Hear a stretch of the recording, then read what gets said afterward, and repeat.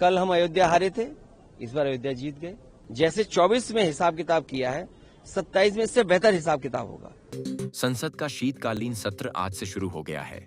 इसी कड़ी में संसद के बाहर सपा प्रमुख अखिलेश यादव ने बीजेपी पर जमकर निशाना साधा है। हमारे पॉलिटिकल पार्टी के जो मैनिफेस्टो होते हैं वो जनता को एक ड्रीम दिखाते हैं कि हम ये करने वाले हैं। अभी तो बिहार में 10,000 दिया है। अभी बीजेपी पे बिहार की जनता का बहुत बड़ा उधार है।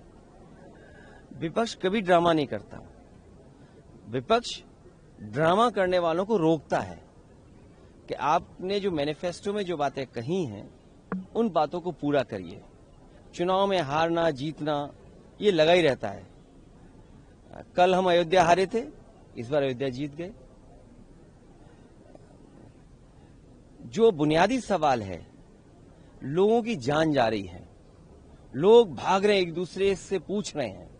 जो आपने बीएलओ बनाए हैं उनको कोई ट्रेनिंग नहीं दी आपने ट्रेनिंग के बिना आप बोर्ड बनवाना चाहते हैं।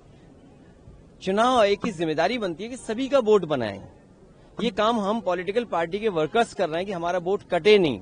सोचिए कितना विरोधाभास है कि हम पॉलिटिकल पार्टी के लोग प्रयास कर रहे हैं कि हमारा बोर्ड न कटे, काटा न जाए, क्योंकि बीजेपी का हर काम, हर फैसला चुनाव आयोग के माध्यम से ये है कि इनका बोर्ड काटा जाए। हम अपना बोर्ड बचाने के लिए लड़ाई लड़ रहे हैं। ये रिवीजन किस बात के लिए हो रहा है? रिवीजन इसलिए हो रहा है कि बीजेपी की कैसे मदद की जाए, क्योंकि जो लोग हार गए चुनाव में वो रास्ता ढूंढ रहे हैं कि चुनाव को कैसे जीता जाए। इनके पास रिसोर्सेज हैं और रिसोर्सेज इतनी हैं कि इन्होंने बड़ी बड़ी आईटी कंपनी हायर की हुई हैं। इनकी बड़ी आईटी कंपनी इनको मदद कर रहे हैं इनके बोर्ड बनवाने में, इनके वोट किसके काटने, किस बूथ पे काटने। मैं आपसे फिर कहता हूं, बिहार की बात भूल जाइए, बिहार अलग चुनाव था। यूपी में जो दिखाई दे रहा है या वेस्ट बंगाल में जो दिखाई दे रहा है वो यही दिखाई दे रहा है कि बीजेपी की रणनीति है कि जिन बूथों पर विपक्ष जीता है उन बूथों पर सबसे ज्यादा वोट काटा जाए। अखिलेश जी, जो इटावा क्षेत्र है, जो खबरें आ रही है कि इटावा जो फॉर्म बांटेगा, इटावा क्षेत्र को कैटेगरी सी में रखा गया है, ऐसे में तो आप लोगों को खुद अपनी नागरिकता साबित करनी पड़ेगी। इटावा का इलाका चंबल का इलाका है, यमुना बहती है चंबल, और यहीं से चंबल यमुना मिलकर के आगे जाती है और वो गंगा में मिल जाती है। इस बार उल्टी गंगा बहने जा रही है।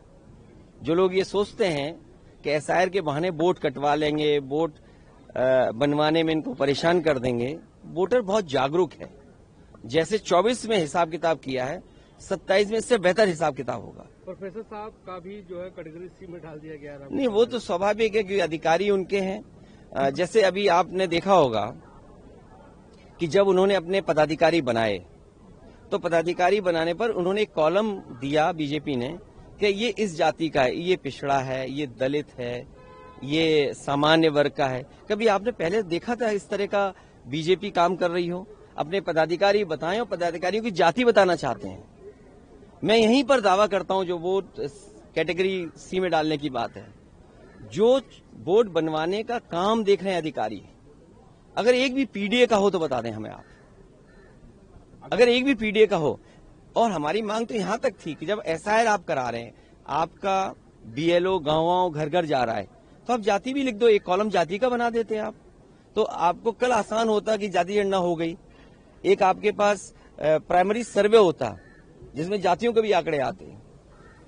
पिछले सेशन में भी चर्चा की मांग थी और पूरा सेशन वॉश आउट हो गया था लगभग। इस सेशन में भी पहला दिन देखिए, हम मांग करते रहेंगे। आज डॉलर कहां पहुंच गया, रुपया कहां पहुंच गया, आईएमएफ ने क्या बातें आपसे कही कि आप डेटा किस तरह का पेश कर रहे हैं, ये प्रश्न लग रहा है, भारत पर लग रहा है। हमारे मुख्यमंत्री कह रहे हैं कि नौकरियां बह रही हैं, बारिश हो रही है नौकरियों की, और फिर भी हम बेरोजगारी में सबसे आगे हैं। सबसे ज्यादा माइग्रेंट लेबर अगर कहीं यूपी के हैं। अब मान लीजिए 3.5 करोड़ यूपी के लेबर बाहर हैं जो गुजरात में काम कर रहे हैं, महाराष्ट्र में काम कर रहे हैं। उन्हें कितनी तकलीफ होगी, बोर्ड कहां बनवाएं, महाराष्ट्र में बनवाएं, गुजरात में बनवाएं कि यूपी में बनवाएं। तो ये लोगों को परेशान करते हैं। नोटबंदी में इन्होंने परेशान किया, कोविड में इन्होंने परेशान किया, जीएसटी में इन्होंने परेशान किया। अब इन्हें एसआईआर के माध्यम से परेशान इसलिए कर रहे हैं कि बुनियादी सवाल न उठाए जाएं। चलिए, धन्यवाद। सेशन इस बार चलेगा या नहीं चलेगा? सेशन में हम अपनी बात रखना चाहते हैं। जो 6 लोगों की जान गई है बीएलओ की, या वेस्ट बंगाल में 40 लोगों की जान गई है, चुनाव आयोग को उसकी मदद करनी चाहिए। हमने कहा कि समाजवादी पार्टी ऐसे बीएलओ जो मरे हैं, जान गई जिनकी, उनको 2 लाख की मदद कर रहे हैं। भारत सरकार चुनाव 1 करोड़ की मदद करे, उनके परिवार को सरकारी नौकरी दे और जो सरकारी सुविधाएं उनसे जोड़ा जाए। आप बताइए, बीएलओ से काम ले रहे हैं, बोर्ड बनवा रहे हैं और बीएलओ की जान जा रही है, आप क्या कर रहे हैं मदद? और बीएलओ आप पता करिए, जो समझदार नहीं है या उतने जागरूक नहीं है कि फॉर्म कैसे भरें, उनका पूरा परिवार लगाया अपने परिवार के सदस्य की मदद करने के लिए। क्या स्थिति पैदा कर दी आपने, क्या ट्रेनिंग दी थी आपने? इससे अच्छा ये था इलेक्शन कमीशन को एक बड़ी कंपनी आईटी हायर करते और बीजेपी से ही पूछ लेते कि कौन सी कंपनी आईटी की हायर की जाए, उसी से हमारे बोर्ड बनवा देते, थोड़ा आराम रहता, बीएलओ को भी सहूलियत रहती, इतना भागदौड़ नहीं करनी पड़ती। अभी तो एश्योरेंस नहीं मिली है, उम्मीद है आपकी बातचीत के बाद शायद एश्योरेंस मिल जाए। अखिलेश जी, कल इलेक्शन कमीशन ने चिट्ठी लिखी बंगाल सरकार को कि बीएलओ है उनको आप फंड रिलीज नहीं कर रहे, पैसा रिलीज नहीं कर रहे हैं। आप जिनकी जान गई है, इलेक्शन कमीशन उनके फंड रिलीज कर दे 1 करोड़ रुपए, वो कब रिलीज करेंगे? 40 मरे वेस्ट बंगाल में, 6 मरे यूपी में, और जो बीमार हो रहे हैं या हाथ पैर टूट जा रहे हैं, एक्सीडेंट हो जा रहा है, उनकी भी मदद करे election commission. Subscribe to One India and never miss an update. Download the One India app now.